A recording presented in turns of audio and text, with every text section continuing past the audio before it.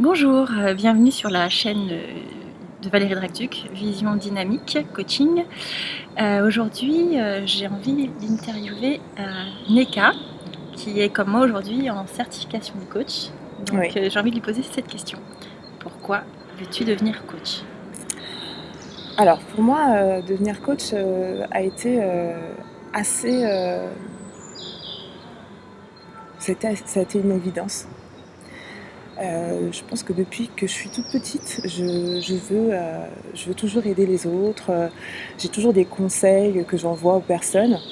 Et j'ai jamais compris pourquoi j'avais besoin de ça. Enfin, j'avais besoin de tout le temps m'occuper des autres, trouver des solutions pour les autres.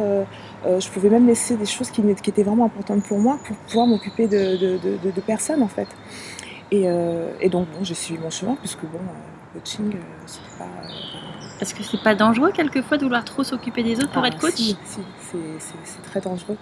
D'ailleurs, ça m'a vraiment valu pas mal de petits problèmes par moment. Parce que D'accord. quand on veut aider, on conseille très mal. On donne des idées, des solutions, mais peut-être les personnes ne sont pas prêtes à les accepter, ces solutions. Et donc, c'est là que j'ai compris en fait qu'il fallait vraiment laisser chacun faire son petit chemin. Ouais. Et donc, j'ai moi-même, dans ma famille, des personnes à qui j'ai pu donner des conseils, qui n'acceptaient pas ces conseils. Et je me suis toujours posé la question, mais pourquoi j'ai toujours besoin de donner des conseils? Pourquoi ils ne sont pas acceptés, les conseils? Est-ce que moi, j'accepterais les conseils qu'on me donne? Et donc, je me suis mise à la place de la personne qui accepte le conseil, à qui on donne un conseil. Et je me suis dit, mais si c'est un bon conseil, je le prends. Si c'est pas un bon conseil, je le laisse, quoi. Et donc, j'ai vécu avec ça pendant des années.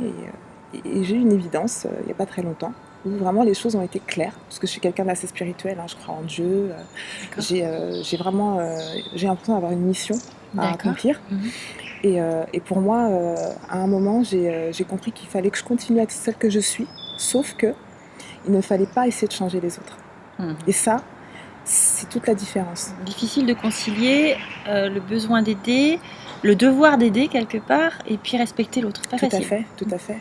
Et bizarrement, quand on ne cherche pas à aider les autres, on leur pose des questions, des choses qui vont vraiment leur permettre de vraiment se révéler et trouver des solutions eux-mêmes. Et là, on a le respect qu'on attendait. Et encore, c'est même pas vraiment un respect qu'on attend, mais au fond, si, on a besoin de reconnaissance quand même. Parce que quand on fait quelque chose, on s'attend quand même à ce que la personne se dise « Ah bah oui, tu as aidé quand même ». Donc si on veut vraiment se dire la vérité, on attend quand même un petit peu ça. Mais je pense qu'au fond de moi, ma véritable mission, c'est vraiment de pouvoir aider les autres. Vraiment. Et je pense que quand on sait ce qu'on veut vraiment faire dans la vie, surtout quand c'est un métier de service, il faut vraiment faire les choses mais bien et pas les faire avec notre façon, notre petit instinct de vouloir tout changer, tout essayer de tout contrôler. Et là aujourd'hui, dans ce que je suis en train d'accomplir, je me sens vraiment à ma place parce que j'apprends beaucoup sur moi et j'apprends beaucoup sur les autres et j'apprends beaucoup des techniques qui sont vraiment formidables. On a vraiment un coach super, un formateur super. Tu peux dire qui c'est ? David Lefrançois. David Lefrançois, merci David. Et vraiment, j'ai grandi, mais j'ai pas encore fini mon chemin, mais j'ai grandi énormément.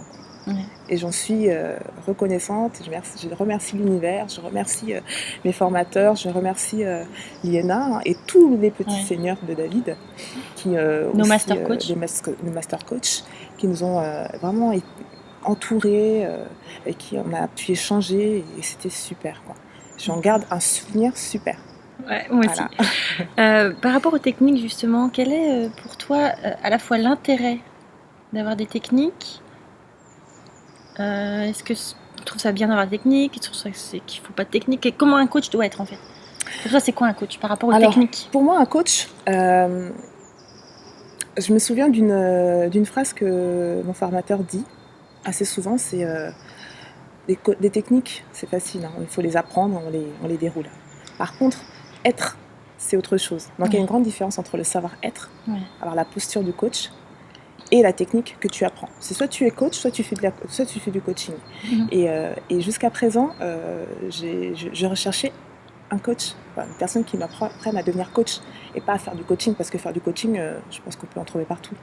Et là, en fait, j'apprends beaucoup. Un robot pourrait le faire. Voilà, exactement.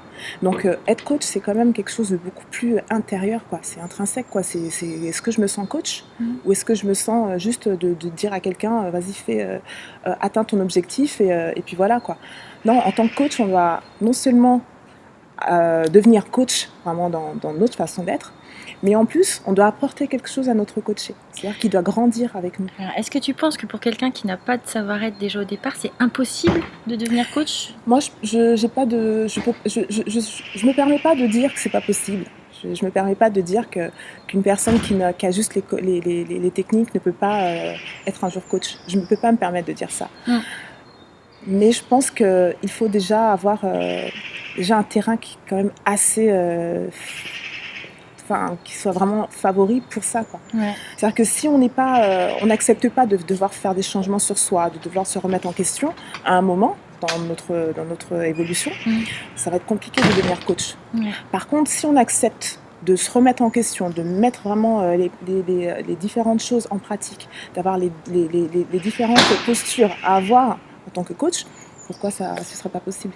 Et puis il y a peut-être une différence entre avoir déjà un terrain favorable dès le départ et vouloir ou ne pas vouloir travailler sur ce terrain. Tout à fait, oui. Il y en a, malheureusement, on tombera sur plein de cas. Hein. Je veux dire que aujourd'hui, on est en train de se former pour devenir coach. Il y en a qui deviendront coach et d'autres qui feront que du coaching. Oui. Donc on ne sait pas dans quel cours on sera. Mais je pense qu'il faut vouloir. Parce que pour être un excellent coach, il faut vouloir avoir la posture de coach. Et ça, c'est, je pense, le plus dur à obtenir. Parce que faire du coaching, apprendre les techniques, c'est pas le plus dur. Oui.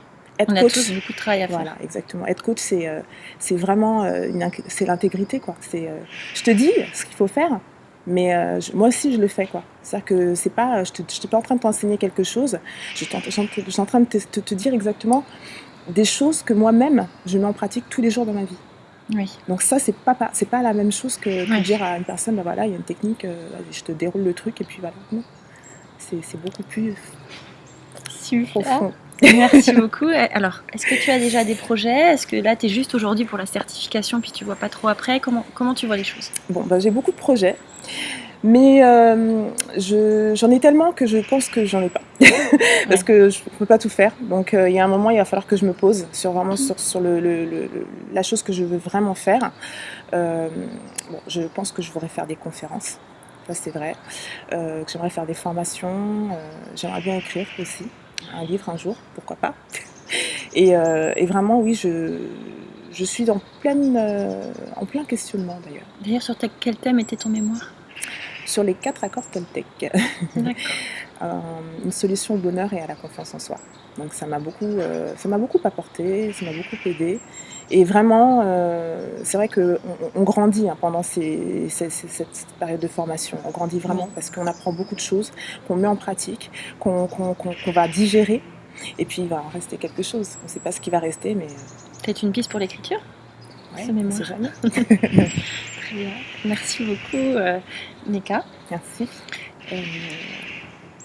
Écoute, on se reverra peut-être dans quelques temps pour reparler un petit peu de comment on a progressé tous dans cette formation. Ce serait bien. Moi, j'ai envie de dire un coucou à tous ceux du cycle 40 qui sont notre cycle. Coucou. Et on a tous progressé beaucoup ensemble. Ah ouais. Coucou à tous. beaucoup apporté. On s'est beaucoup apporté. Et vraiment, j'étais contente de faire partie de ce cycle-là. Moi aussi. Et je suis sûre que dans ce cycle, il va y avoir des bombes atomiques, quoi. Ah oui, ça c'est sûr. C'est sûr. Peut-être que nous-mêmes, on sera des bombes atomiques. Bon, peut-être. J'espère bien. Bah oui, pourquoi pas. Très bien. Merci beaucoup à tous de nous avoir regardés. Si vous voulez recevoir les autres vidéos, n'hésitez surtout pas à vous inscrire, vous abonner, à liker la vidéo pour nous encourager. Ouais. Et puis j'espère bien retrouver très très très vite Neka pour une autre interview et voir comment on a tous avancé. Voilà, et comment elle a avancé. Merci beaucoup Valérie. Merci à toi. À bientôt. À bientôt.